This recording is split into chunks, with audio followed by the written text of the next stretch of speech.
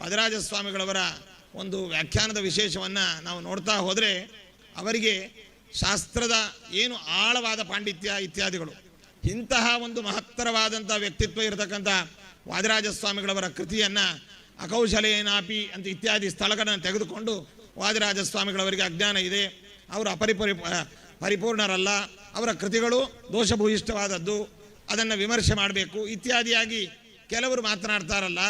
ಇದಕ್ಕೆ ಮೊದಲಿಗೆ ಈಗ ಜಯತೀರ್ಥ ಗುರು ಸಾರ್ವಭೌಮರು ನಶಬ್ದಾಬ್ದೌಗಾಡ ಅಂತ ಹೇಳುವಾಗ ನನಗೆ ವ್ಯಾಕರಣ ಶಾಸ್ತ್ರ ಗೊತ್ತಿಲ್ಲ, ಮತ್ತು ನ್ಯಾಯಶಾಸ್ತ್ರ ಗೊತ್ತಿಲ್ಲ, ಮೀಮಾಂಸಾ ಶಾಸ್ತ್ರ ಗೊತ್ತಿಲ್ಲ, ಹೀಗಿದ್ದರೂ ಕೂಡ ನಾನು ಇಂತಹ ಮಹತ್ತರವಾದ ಅನುವ್ಯಾಖ್ಯಾನ ಗ್ರಂಥಕ್ಕೆ ವ್ಯಾಖ್ಯಾನವಾದಂತಹ ಶ್ರೀಮನ್ ನ್ಯಾಯಸುಧಾ ಗ್ರಂಥವನ್ನು ರಚನೆ ಮಾಡ್ತೇನೆ ಅಂತಂದರೆ ಪರಂ ಶ್ರೀಮತ್ ಪೂರ್ಣ ಪ್ರಮದಿ ಗುರು ಕಾರುಣ್ಯ ಸರಣಿಂ ಪ್ರಪನ್ನಾಹ ಮಾನ್ಯಾಸ್ಮಃ ಅಂತ ಹೇಳಿ ಮುಂದಿನ ಉತ್ತರ ಭಾಗದಲ್ಲಿ ಉತ್ತರವನ್ನು ನೀಡಿದ್ದಾರೆ. ಇದನ್ನೆಲ್ಲ ಬಿಟ್ಟು ನಾವು ನಶಬ್ದಾಬ್ದೌಗಾಡ ಅಂತ ಹೀಗಿರುವಾಗ ಇದಕ್ಕೂ ವ್ಯಾಖ್ಯಾನ ಮಾಡುವ ವಾದಿರಾಜ ಸ್ವಾಮಿಗಳವರು ಬಹಳ ವಿಶೇಷವನ್ನು ಹೇಳ್ತಾರೆ. ಜಯತೀರ್ಥರು ಗಾಢಾಹ ನ ಇತಿನ ಅಂದರೆ ಗಾಢಾಹ ಏವ, ಹೀಗಿದ್ದರೂ ಕೂಡ ನಾನು ಶಬ್ದಶಾಸ್ತ್ರದಲ್ಲಿ ಗಾಢನಾಗಿದ್ದರು ಮತ್ತು ಮೀಮಾಂಸಾ ಶಾಸ್ತ್ರದಲ್ಲಿ ನನಗೆ ವಿಶೇಷವಾದಂತಹ ಪಾಂಡಿತ್ಯ ಇದ್ದರೂ ಕೂಡ ಆ ಬಲದಿಂದ ಆ ಅಹಂಕಾರದಿಂದ ಈ ಗ್ರಂಥವನ್ನು ನಾನು ರಚನೆ ಮಾಡ್ತಾ ಇಲ್ಲ.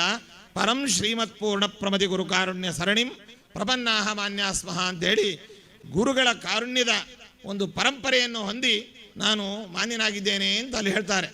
ಅದನ್ನೆಲ್ಲ ಪಾಠ ಹೇಳ್ತಾರೆ, ಚಿಂತನೆ ಮಾಡ್ತಾರೆ, ಎಲ್ಲ ಮಾಡ್ತಾರೆ. ರಾಜರ ವಿಷಯಕ್ಕೆ ಬಂದಾಗ ಮಾತ್ರ ರಾಜರಿಗೆ ಅಜ್ಞಾನಾದಿಗಳಿದ್ದಾವೆ, ಅವರ ಕೃತಿಗಳು ಪರಿಪೂರ್ಣವಾದದ್ದಲ್ಲ, ದೋಷಭೂಯಿಷ್ಠವಾದದ್ದು ಅಂತ ಎಲ್ಲ ಹೇಳಿಕೊಂಡು ಯಾವ ಹಿನ್ನೆಲೆಯಲ್ಲಿ ಅಕೌಶಲೇನಾಪಿ ಎಂಬುದಾಗಿ ಹೇಳಿದ್ದಾರೆ ಎಂಬುದನ್ನು ತಿಳಿಯುವಂತಹ ಹೃದಯ ವೈಶಾಲ್ಯತೆಯೂ ಇಲ್ಲ, ಮತ್ತು ಮತ್ಸರಗ್ರಸ್ತರಾದಂತಹವರಿಗೆ ಅವು ಸ್ಫುರಣೆ ಆಗೋದೇ ಇಲ್ಲ. ವಾದಿರಾಜ ಸ್ವಾಮಿಗಳವರ ಮೇಲಿನ ಒಂದು ಅಸೂಯೆ ಅಥವಾ ಒಂದು ದ್ವೇಷ, ಇವುಗಳಿಂದಲೇ ಅವರ ಭಾವಿ ಸಮೀರತ್ವದ ಬಗ್ಗೆ ಆಗಲಿ, ಅವರ ಗ್ರಂಥಗಳ ಬಗ್ಗೆ ಆಗಲಿ, ಅವರ ಒಂದು ಪ್ರತಿಪಾದನಾ ಕ್ರಮದ ಬಗ್ಗೆ ಆಗಲಿ ಮಾತನಾಡುವಂತಹ ಜನಗಳನ್ನು ನಾವು ಕಾಣ್ತೇವೆ. ಇಲ್ಲಿ ಸ್ವಪ್ನ ವೃಂದಾವನಾಖ್ಯಾನದಲ್ಲಿ ಹೇಳ್ತಾರೆ, ಇಂಥವರಿಗೇನು ಫಲ ಅಂತ ಹೇಳುವಾಗ ಇವತ್ತು ತಪ್ಪು ಮಾಡಿದವರಿಗೆ ಜೀವಾವಧಿ ಶಿಕ್ಷೆ ಅಂತಂದರೆ ನಿರ್ದಿಷ್ಟವಾದಂತಹ ಸಮಯಗಳು ಮಾತ್ರ ಅವರಿಗೆ ಸೆರೆಯಲ್ಲಿ ವಾಸ ಅನ್ನುವಂಥದ್ದಿದೆ.